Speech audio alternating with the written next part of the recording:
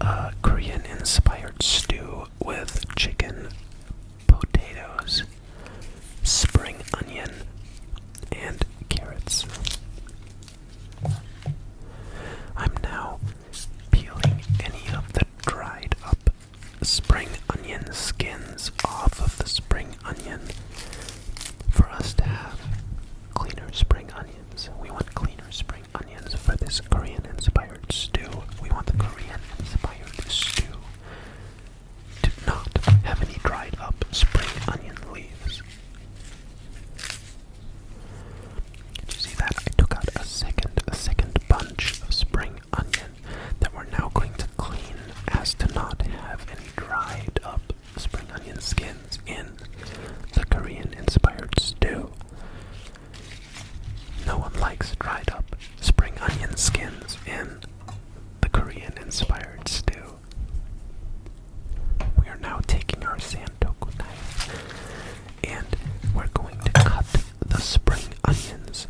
We want 2 sections of the spring onion. We're going to take off the root of the spring onion and toss it away. Then we want the thicker part, the white part of the spring onion, which we're going to use in the stew immediately. And then we want the green part of the spring onion for garnish. We want the spring onion greens for garnish.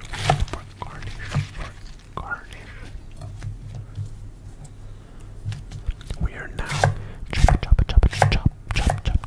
chopping the onion whites. We're chopping the onion whites and leaving the spring onion greens to chop later. We're gonna chop the spring onion greens after we've chopped the spring onion whites.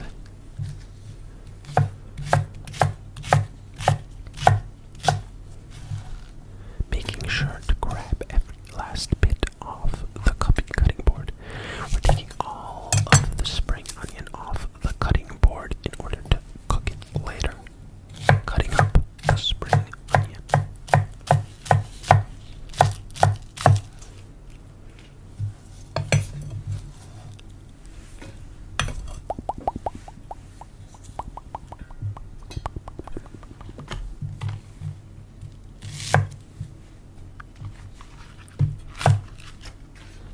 As you could see, I chopped off the greens of the spring onion so I can use them later, because we're now just chopping this green onion whites.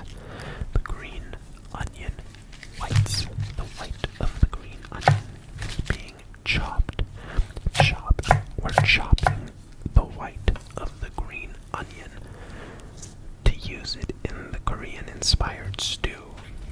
There's quite a lot of spring onion in this Korean-inspired stew because I had two whole bunches of spring onion, and I didn't know what else to do with the spring onion bunches, so I decided to throw all of the spring onion into the Korean-inspired stew. I'm now going to attempt to bunch up all of the green onion greens, all of the green onion. We're chopping off the ends that are kind of wrinkly. We don't want wrinkly ends in our stew, in our Korean-inspired stew. We are now chopping up the greens of the green onion. We're chopping the green onion greens.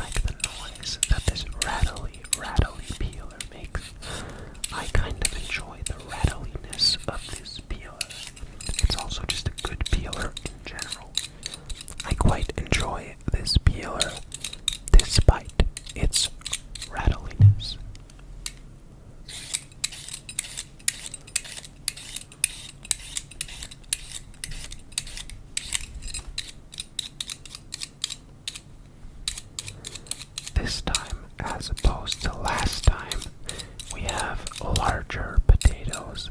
Last time I had small potatoes, and small potatoes are extremely difficult to peel when compared to larger potatoes. A larger potato is much easier to clean, much easier to peel than a small potato, because a small potato tends to want to slip out of your hand, and you don't want your potatoes to slip out of your hand when you're peeling them. I am stacking this potato on top of two other potatoes, and I don't want to foreshadow anything, but it might fall. It might fall later, and you'll hear a thump. You'll hear a thump, a thump, a thump, a thump. You'll hear a thump when the potato falls down from the other two potatoes. We're getting rid of the potato skins, and we're now halving the potatoes and then slicing through the potatoes to get bite-sized chunks. Bite-sized chunks. We're making bite-sized chunks out of these potatoes that we've halved. We're halving the potatoes in order to produce bite-sized chunks. I am cutting off a brown piece of potato because I don't want the brown piece of potato in my Korean-inspired stew. And we're continuing to slice bite-sized pieces of potato.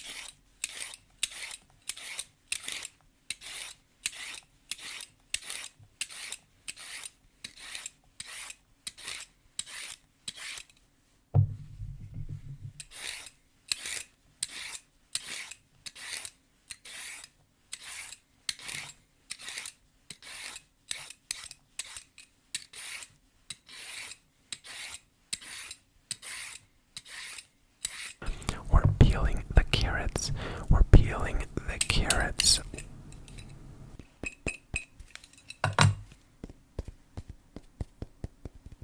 That is a nice sound. This very large carrot produces. I'm sure the size of the carrot has an impact on how it sounds. I'm sure it has a deeper sound because it is a larger carrot.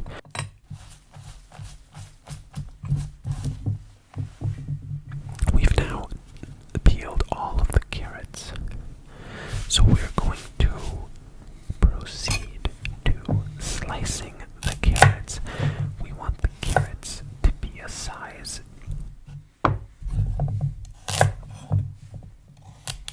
We want the carrots at a size at which they're going to cook through. I don't want this stew to be on the stove for too long, so I need the carrots thin or small enough for them to cook through in the short amount of time in which they're going to cook. I'm going to cook these carrots for not that long of a time, so I want them to cook through. I want the carrots to cook through, so we're going to have to slice them quite thin. We're going to make quite thin carrot slices in order for them to cook.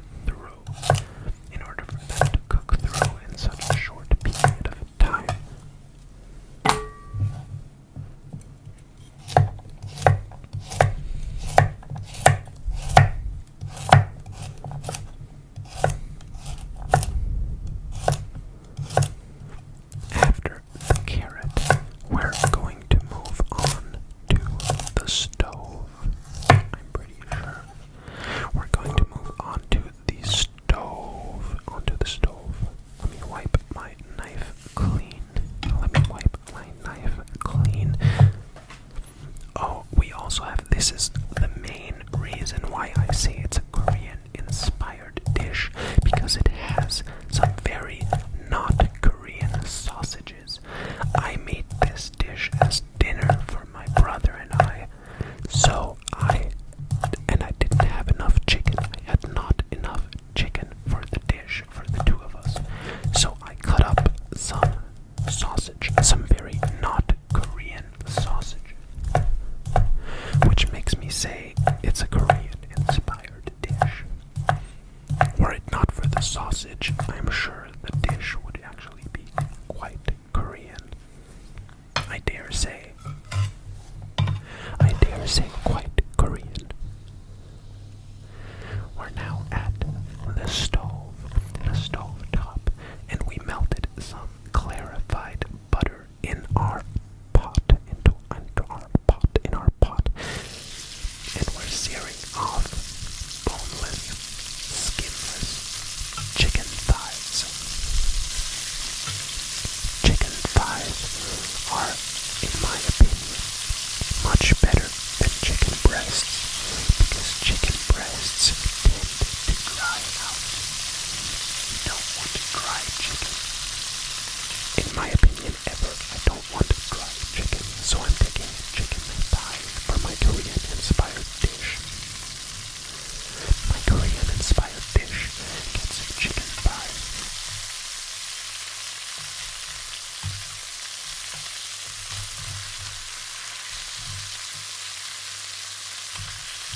We're searing the chicken thighs to get some light color onto them to make a better flavor for our Korean inspired stew. Taking out the chicken thighs, we're taking out the chicken thighs and putting them into a bowl. We're putting the chicken thighs into a bowl and adding in to the pot the carrots along with the green onion whites. We're adding the green onion whites as well as the carrots into our pot that had previously housed the chicken.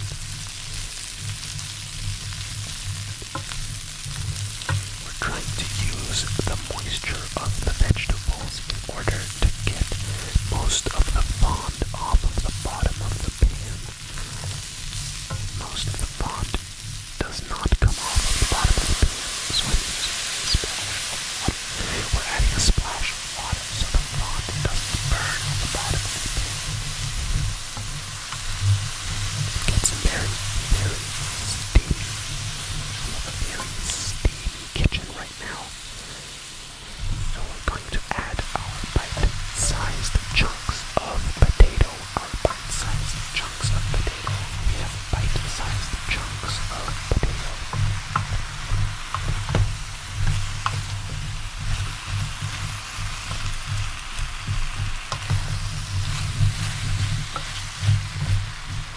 Making sure everything gets a good stir. We're gonna mix everything up. Give it a good stir. We want to make sure our bite-sized pieces of potato, our carrots, and our green onion whites are evenly incorporated. We're now using a sauce, a Korean inspired sauce that I made previously, earlier in the day. The sauce has some gochujang. It also has gochugaru, as well as some soy sauce, some sake. It has sake and soy sauce and gochujang and gochugaru. It also has sesame seeds and sesame oil. It has sesame oil. I added sesame oil and sesame seeds to the sesame sauce with gochugaru and gochujang and soy sauce and sake. We are now pouring in some water for this stew to cook. We can't cook the stew, we can't boil the vegetables in the stew if we don't add water.